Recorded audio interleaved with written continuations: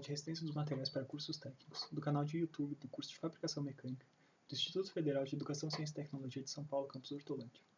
Eu sou o professor Augusto e nessa 15ª aula desse curso a gente vai falar sobre lei de Hooke e efeito Poisson. Nas duas aulas anteriores a gente estava começando uma introdução ao primeiro tipo de solicitação interna, de esforços internos que podem agir, que a gente está estudando nesse curso, que pode agir sobre os materiais e componentes estruturais, que são os esforços normais, que refletem em efeitos de tração e compressão. Na primeira aula a gente falou bastante sobre cálculos de tensão normal, né? A representação da relação entre carregamento externo e geometria interna, que efetivamente está solicitando um elemento estrutural, que são as tensões. Então a gente falou bastante sobre como que a gente calcula áreas de diferentes seções transversais, qual que é o efeito de variação de área sobre a tensão que estava se refletindo no material. Na aula passada a gente falou sobre construção dos diagramas dos esforços internos normais. Então, como é que a gente caracteriza qual é o carregamento normal ao longo de toda uma estrutura, para a gente conseguir identificar quais são as seções críticas. E hoje a gente vai falar um pouco de como que a estrutura responde a essas tensões que estão aplicadas. Tá? Então, a gente tinha falado lá, quando a gente apresentou os esforços internos, quando a gente fez a introdução aos esforços internos, que os corpos que estão solicitados com esses esforços normais, né, aquelas pequenas porções de materiais que têm forças alinhadas com o seu eixo principal, a tendência de deformação que aconteceria com elas, já estou adiantando algumas palavras, né, a tendência seria que elas mudassem seu comprimento. Tá? Então, quando estava solicitado em tração, aumentaria o comprimento, quando estivesse solicitados em compressão, a tendência seria reduzir o seu comprimento. Tá? Então é importante a gente saber medir e definir quanto que é essa mudança de comprimento, né, e caracterizar essa mudança de comprimento. E por isso a gente vai falar na aula de hoje sobre medidas de deformação. Então, a gente vai falar especificamente sobre uma medida de deformação e a gente vai diferenciar o que é alongamento do que é deformação. A gente vai falar sobre isso um pouco mais para frente. Tá? Além disso, à medida que a gente está carregando, a gente falou bastante sobre mudança de comprimento e não falou tanto, quando a gente fez a introdução aos esforços internos, a gente não falou tanto em mudança de volume. Mas é lógico que quando você está carregando esse cara em tração, por exemplo, você tem que ter alguma preocupação com o que está acontecendo com o volume. Né? Então, você não pode pegar uma quantidade de material, carregá-lo em tração e esse volume vai explodir infinitamente. Tá? Existe um limite para o que pode acontecer com os volumes dos corpos que estão sendo carregados. Tá? Então, se eu estou aumentando o comprimento numa direção, mas o volume não pode explodir de forma descontrolada, isso quer dizer que nas seções transversais a esse carregamento, estou carregando nessa direção aqui, mas nas seções transversais alguma coisa tem que acontecer para que esse volume fique de certa forma contido. Tá? Então, a gente vai falar bastante sobre deformações transversais ao carregamento, né, ou que estão associadas a uma lei do efeito de Poisson. Então, as medidas de deformação no sentido longitudinal, que a gente vai chamar, são a lei de Hooke, e as medidas de deformação transversais ao sentido de carregamento é o que a gente chama de efeito de Poisson, e esse é o tema da nossa aula de hoje, né? A gente falar sobre como que se deformam os corpos que estão solicitados de forma normal. Então, enquanto a gente estava falando de tensão, a gente estava tratando apenas de carregamento e geometria, lembrando daqueles aspectos de dimensionamento que eu falei algumas aulas atrás, tá? Então a gente só falou de carregamento externo e de geometria enquanto a gente estava falando de tensão. Lá na estática a gente falava só de carregamento, na hora que eu comecei a falar de tensão eu introduzi geometria, mas a partir de agora, a partir do momento que eu estou falando de deformações, eu estou introduzindo informações sobre o material, sobre características do material e o que dessas características do material leva a uma resposta diferente desse material. Tá bom? Então, responder às tensões é se deformar, basicamente. Tá? Então, para eu saber de quanto que é essa deformação, eu preciso falar sobre características de material. Então, lembrando daquela curvinha lá de tensão e deformação que a gente tinha visto já na aula anterior, tá? A gente está, ou 2 aulas atrás, quando a gente está dentro daquela faixa elástica, né, abaixo da tensão de escoamento, que é o nosso objetivo para o dimensionamento da grande parte dos materiais metálicos, por exemplo, né, a gente quer que eles mantenham o seu formato e o seu tamanho original. Enquanto a gente está dentro dessa faixa elástica, a gente pode utilizar aquilo que a gente chama de lei de Hooke. Tá? Então, a lei de Hooke é simplesmente uma relação entre tensão e deformação. Então, a grandeza de tensão vocês já conhecem, né? A gente denota por sigma, e a grandeza de deformação a gente denota por essa letra grega, que é o epsilon. Tá? E a lei de Hooke, então, ela introduz uma relação entre tensões e deformações. Esses dois caras se relacionam através dessa grandeza E. Tá? Então, pegando a lei de Hooke, vamos esmiuçar o que está envolvido ali dentro. Né? A primeira coisa que a gente vai abordar é esse epsilon. Né?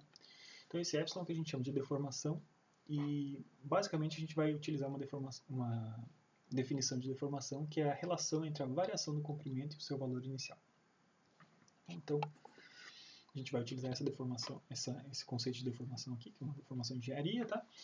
Então, é a variação de um comprimento L com relação ao seu comprimento, seu valor original L0. Então, antes de carregar um comprimento valia L0, depois de carregar ele teve uma certa variação, e foi L0 mais ΔL, e quanto é que vale a deformação? Então, é o ΔL, quanto que ele variou, sobre quanto que ele varia inicialmente.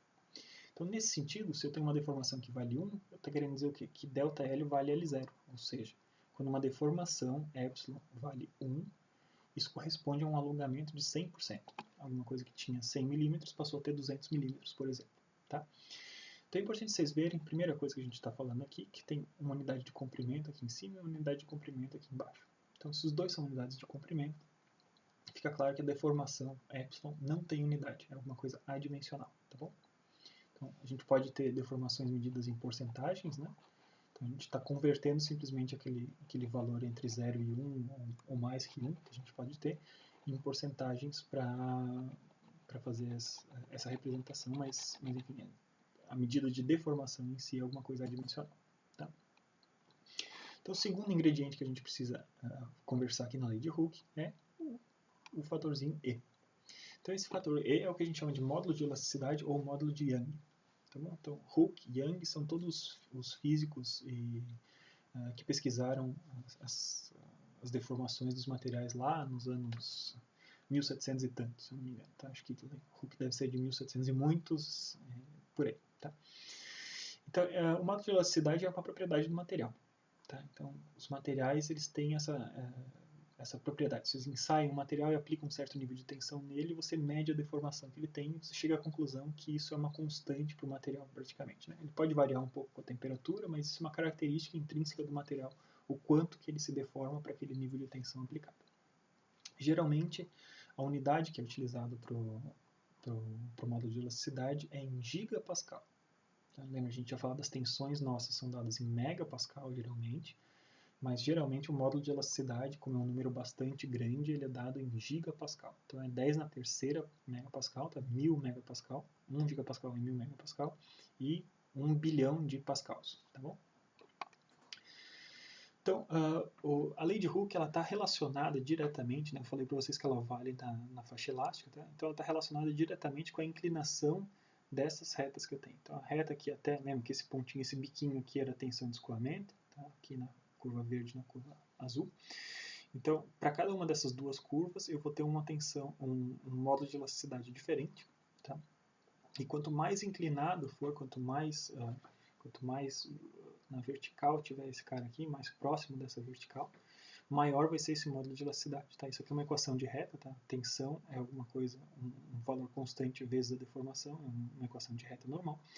E, então, quanto maior for esse valor de módulo de elasticidade, mais vertical está essa minha reta. Tá? Então, olhando para essas duas curvas, eu consigo afirmar isso aqui, tá? No meu rosto aqui. Então, que o módulo de elasticidade do material A é maior do que o módulo de elasticidade do material B. Tá bom? Então, essas propriedades, geralmente, elas são tabeladas, tá? Então, vocês podem encontrar assim, módulos de elasticidade em gigapascal para diversos materiais diferentes. Estou mostrando só uma tabelinha ali que eu encontrei rapidinho na internet, tá? Até esqueci de botar a fonte, peço desculpas, depois eu ponho para vocês. Mas vocês têm ali para diversos materiais diferentes quanto é que valem ou faixas de valores de módulo de Young ou módulo de elasticidade, tá bom? Então essa é a lei de Hooke. Então vamos pegar o exemplo que a gente tinha visto na aula passada já, daquele materialzinho pendurado do teto, tá? Carregado com 4.500 N na ponta, e agora a gente vai calcular quanto é que vale o alongamento, tá? O alongamento é a variação de comprimento e a deformação para cada uma das seções da estrutura, sabendo que ela é fabricada de aço com um módulo de elasticidade de 210 gigapascal. Determine ainda o alongamento total da estrutura. Tá? Então o que a gente já tinha? Na aula 14 a gente tinha chegado às conclusões que as tensões atuantes nas duas seções eram 25,47 e 9,17 respectivamente. Tá? Se vocês precisarem fazer a conta de novo, refaçam, mas eu estou recuperando dados que a gente já tinha feito na outra aula. Então, para a seção 1, eu posso pegar a equação da lei de Hooke e eu posso utilizá-la diretamente. Né? Eu tenho o valor da tensão, eu sei quanto é que vale o valor do módulo de elasticidade e eu quero descobrir quanto é que vale a deformação. Então, eu isolo a deformação 1 ali, passo o E dividindo, então é tensão 1 dividido pelo módulo de elasticidade. Divido esses valores, né, tomando cuidado de converter eles para os mesmos valores. Lembra que a deformação é alguma coisa adimensional. Tá? Então, eu tenho que ter megapascal embaixo e em cima, por exemplo. Então, eu peguei os megapascal da tensão que eu já tinha e o gigapascal do módulo de elasticidade eu converti para megapascal, então multipliquei por 10 na terceira. Então, eu cheguei à conclusão que eu tinha deformação de 1,21 vezes 10 na menos 4. Não tem unidade, tá bom, gente? Não tem unidade, é adimensional mesmo. Então, para a seção 1 era isso. Para a seção 2 eu faço um cálculo equivalente, tá? Totalmente análogo. O valor de tensão deles e eu chego à conclusão que minha deformação então vale 4,37 vezes 10 na menos 5. Para a seção 1, então eu já sei quanto é que vale a deformação, que era uma das perguntas, e agora ele quer saber quanto é que vale o alongamento. Tá? Então olha aqui, para a seção 1, o comprimento original da seção 1 era 0,6 metros. Então eu fui aqui para o cálculo da seção 1, utilizando a definição de deformação, que é a variação do comprimento pelo comprimento original. Eu descubro que a variação do comprimento vai ser a deformação vezes o comprimento original, ou seja, 1,21 vezes 10 a menos 4, vezes o comprimento original, que é 0,6 metros, ou 600 milímetros, né, mesma coisa. Então eu descubro que a variação do comprimento da seção 1 foi 0,073 milímetros. Faço a mesma conta para a seção 2, utilizando o comprimento da seção 2, que é de 900 milímetros, tá? E chego à conclusão que a seção 2 variou 0,039 milímetros. O alongamento total, né, o alongamento da estrutura como um todo, eu posso somar os dois e descubro então que o alongamento total 0,073 mais 0,039 é 0,112 milímetros, tá bom? Então, por conta dessa carga de 4.500 newtons, a estrutura inteira compridou um pouco mais do que 1/10 de milímetro, tá? Então, isso reflete como pode ser um número pequeno, claro, né? Geralmente serão números pequenos, tá? Porque a gente está trabalhando dentro da faixa elástica. A faixa elástica é uma faixa de pequenas deformações, tá? É importante que vocês saibam disso. Não é um problema que esses números sejam pequenos, na verdade é um problema se o número for muito grande, isso quer dizer que a gente saiu da faixa elástica, a gente deve ter cometido algum erro. Tá? Mas está aí representado para vocês, para um problema como esse, está claro a resposta da estrutura. Estou carregando com 4.500 newtons e ela é incomprida de 1/10 de milímetro. Né? Isso é uma resposta da estrutura, ela não está no mesmo formato que ela estava originalmente, ela é incompridou 1/10 de milímetro enquanto ela está carregada. Depois que for removida essa carga, ela voltará a ter o comprimento que ela tinha anteriormente. Tá? Então, isso foi simplesmente um exemplo simples para a gente mostrar como é que a gente utiliza as fórmulas. Tá? Então, uma vez que eu tenho a tensão calculada, eu posso calcular diretamente a deformação através da lei de Hooke e através da definição de deformação eu consigo calcular quanto é que vale o alongamento. Tá? Então eu deixo para vocês agora um exercício para vocês fazerem em casa, tá? Para determinar as tensões atuantes e o alongamento da barra vermelha. Então eu tenho uma barra amarela que está sendo solicitada com duas forças, uma força de 4 kN para baixo lá na extremidade e uma de 10 kN aplicada com um ângulo de 53 graus assim.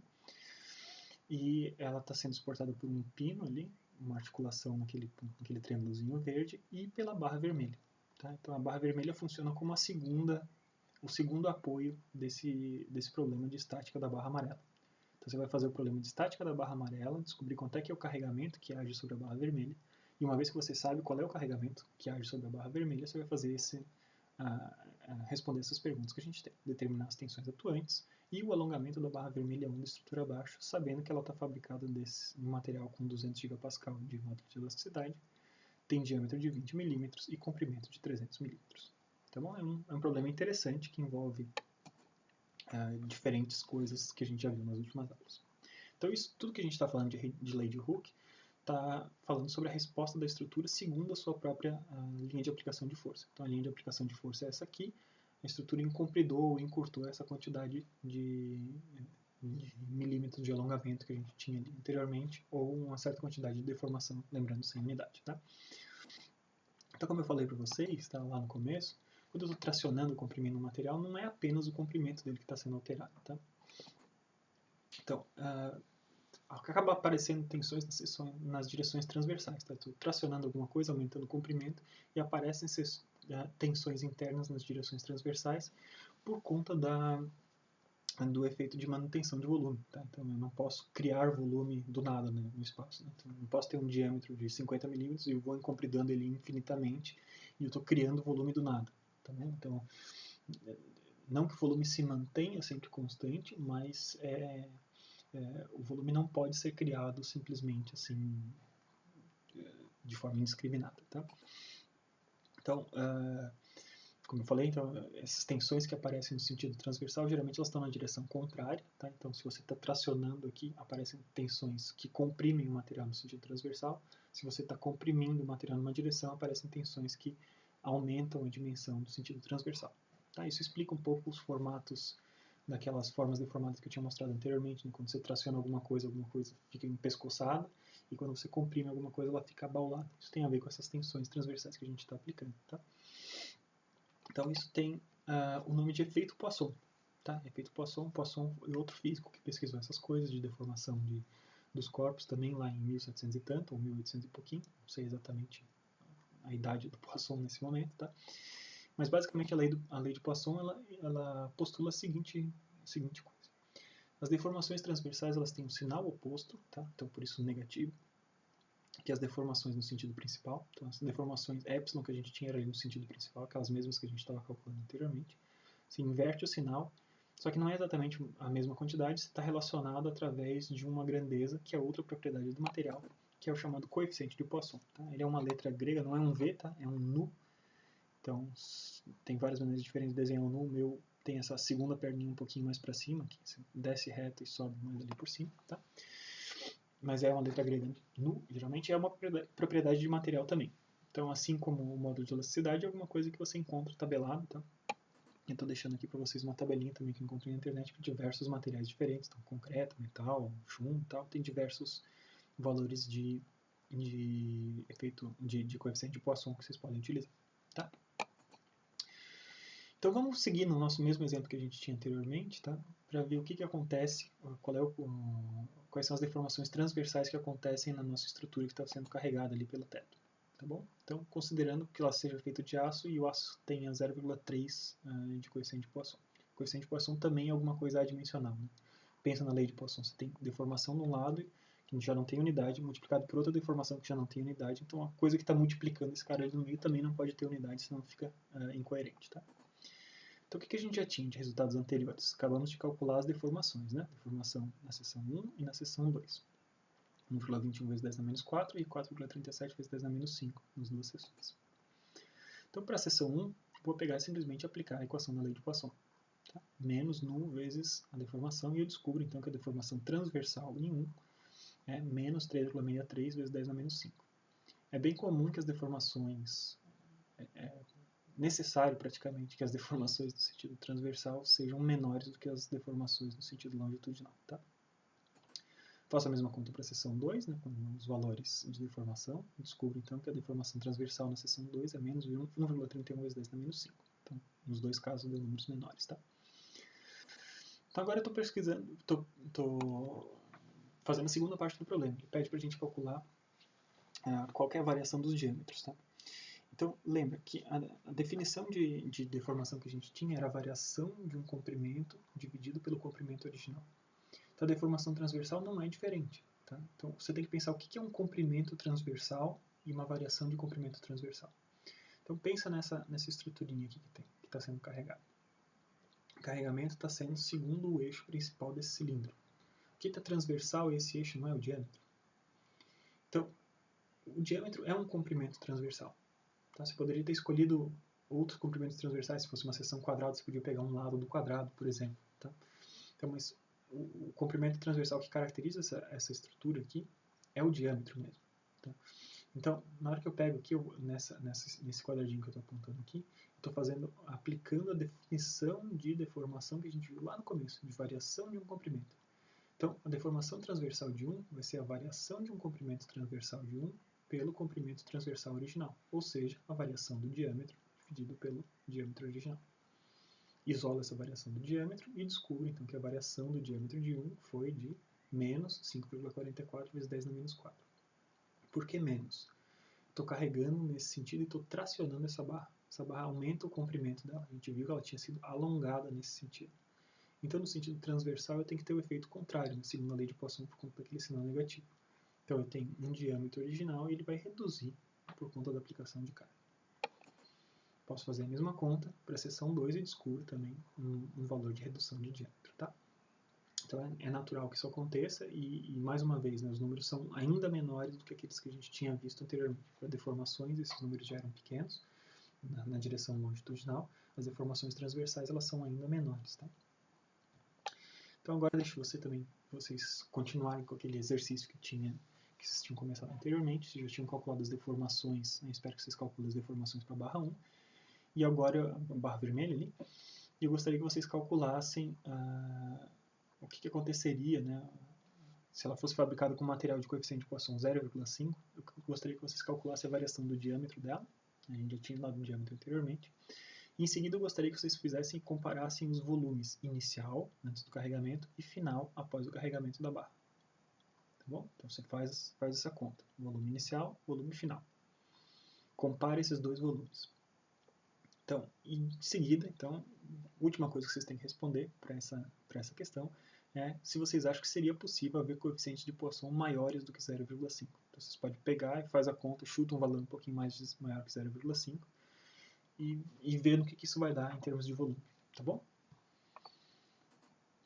Então, para a aula de hoje era isso, tá? Então, na aula de hoje a gente caracterizou as respostas em deformação dos materiais que estão solicitados com esforços normais. A gente sabe que ao longo da direção segundo a qual ele está carregado, a gente vai ter uma variação de comprimento, tá? Isso está regido, quanto que esse comprimento varia, isso está regido pela lei de Hooke. Só que, como a gente não pode criar volume de forma indiscriminada na natureza, né? Existe uma limitação da quantidade de material que existe lá dentro, né? Então, como a gente não pode criar esse volume de forma indiscriminada, a gente sabe que que aparecem tensões nas direções transversais, e os comprimentos transversais eles variam na direção contrária. Então, se eu estou aumentando o comprimento longitudinalmente, transversalmente eu reduzo. Se eu estou reduzindo o comprimento longitudinalmente, transversalmente eu aumento. Na próxima aula a gente vai falar um pouquinho sobre dimensionamento efetivamente, aplicar aqueles conceitos que a gente tinha visto gerais de dimensionamento para problemas que envolvam carregamentos normais de elementos de máquina. Espero que vocês tenham gostado. Deixem suas dúvidas nos comentários do vídeo ou na sua disciplina do Moodle. E logo a gente volta. Até logo!